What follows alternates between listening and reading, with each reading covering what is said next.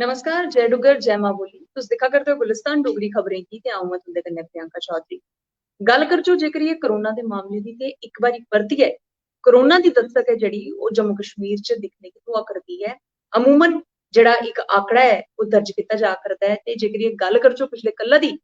ते 586 नमें मामले ऐसे न जेह्ड़े जम्मू कश्मीर थमां आए न। अधिकतर संख्या दे तौर पर जेकर गल करचै ते कश्मीर जोन थमां बद्ध मामले न ते जम्मू च फिलहाल जेह्ड़ी इक मामलें च थोड़ी जेही गिरावट है जेह्ड़ी दिक्खने गी थ्होई ऐ।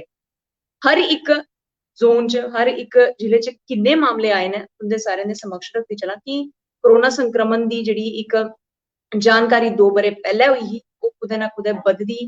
जिसी अस समझा करदे कि ओह् खत्म होई गेई अजें ओह्दा खात्मा पूरी चाल्ली कन्नै नेईं होएआ ऐ ते जिसी दिखदे गै दिखदे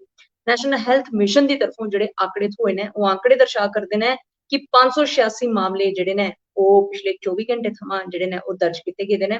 जिंदे च 539 मामले कश्मीर जोन दे न ते 47 मामले जेह्ड़े न फिलहाल जम्मू संभाग दे न जिस चाल्ली कन्नै अ'ऊं शुरुआती लाइव च बी गलाया हा कि 47 मामले जेह्ड़े जम्मू शा आ करदे न ते हालांकि जिन्ने बी एह्दे कन्नै मरीज ग्रस्त न ओह् ठीक होइयै बी कुदै ना कुदै घरै गी जेह्ड़े न जा करदे न और रिकवरी रेट जेह्ड़ा ऐ ओह् बी एह्दा बढ़ोतरी कन्नै अग्गै बधा करदा ऐ। ओह्दे अनुसार जेकर एह् श्रीनगर दी गल्ल करचै ते 185 मामले उत्थै दर्ज कीते गेदे न ते ओह्दे परैंत गै 137 मामले बारामूला च बडगाम च 83 मामले पुलवामा च 5 कुपवाड़ा च 40 अनंतनाग च 42 मामले जेह्ड़े न दर्ज कीते गेदे न बांडीपोरा च 9 गांदरबल च 13 मामले ते कुलगाम च 24 ते शोपियां च 5 मामले जेह्ड़े न ओह् दर्ज कीते गेदे न इस्सै चाल्ली कन्नै जम्मू संभाग दी मैं गल्ल करां ते जम्मू च 27 मामले जेह्ड़े न ओह् सामनै दिक्खने गी थ्होए न रजौरी ते डोडा च दो त्रै मामले जेह्ड़े न ओह् दिक्खने गी थ्होआ करदे न हालांकि किश्तवाड़ च 5 मामले ते रामबन च गल्ल करचो ते 4 मामले जेह्ड़े न साफ तौर पर सामनै आए इस्सै चाल्ली कन्नै 745 मरीज जेह्ड़े न ओह् ऐसे न जेह्ड़े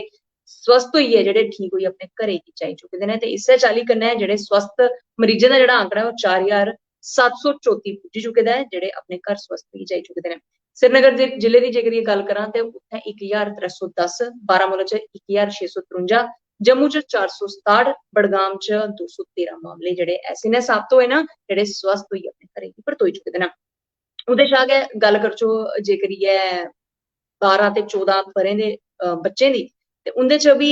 पैह्ली डोज ऐ जेह्ड़ी ओह् लग्गी चुकी दी ऐ ते दूई डोज ऐ जेह्ड़ी ओह् बी लगवाने दा आह्वान करा करदे न हालांकि किश बच्चे ऐसे न जिनेंगी दूई डोज जेह्ड़ी ओह् लगवाने दी गल्ल ऐ जेह्ड़ी ओह् शुरू करी दित्ती गेदी ऐ उत्थै गै जम्मू कश्मीर च कुल मिलाइयै 2 करोड़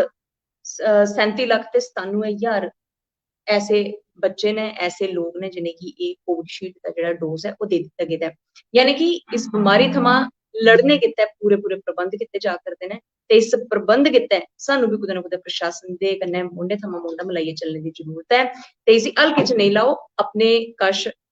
मास्क जरूर रक्खो तमाम गाइडलाइन दा पालन ऐ जेह्ड़ा ओह् जरूर करो ते फिलहाल हुनै धोड़ी तक्कर तुस मिगी इजाजत देओ मनेंद्र गुलिस्तान डोगरी खबरें कन्नै अ'ऊं परतियै तुंदे कन्नै मलाटी करगी किश होर नमें विशे पर किश होर नमें टापिक पर जय डुग्गर जय मां बोली।